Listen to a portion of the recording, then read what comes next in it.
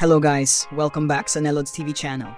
Ngayon meron akong ibabahagi sa inyo na tips para mabasa nyo ang lahat ng nasa internet sa Tagalog nang hindi na kailangan gumamit ng ibang application.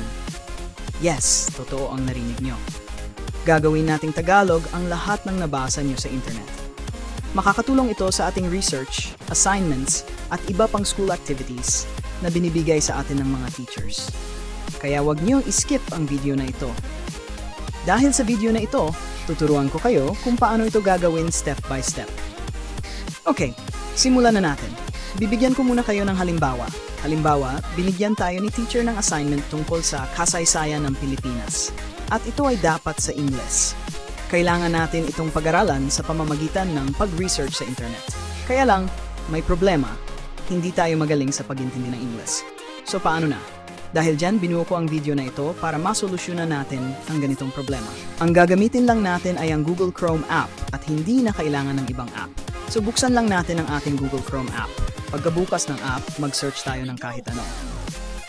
Halimbawa na lamang ay Philippine History. Ngayon, meron lalabas na mga resulta na mga website na mayroong content tungkol sa Philippine History. Halimbawa, itong website ng Britannica. Piliin natin ito dahil isa ito sa mga pinagkakatiwalaan tungkol sa research.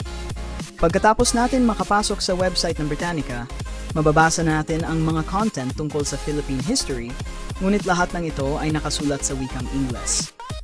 Hindi tayo magaling sa Ingles, kaya gagawin natin itong Tagalog. Mula Ingles, gagawin natin Tagalog. Para magawa natin ito, i-click natin ang tatlong tuldok sa taas, sa kanang bahagi ng ating screen. Hanapin natin ang Translate. Pagkatapos natin itong pindutin, mag-automatic detect ito ng language. Ang susunod nating gagawin ay iset ang Filipino translation. Para ma-set, pindutin natin ang settings icon. I-click ang More Languages at hanapin ang Filipino. Pagkatapos natin i-click, magiging Tagalog na ang mababasa natin.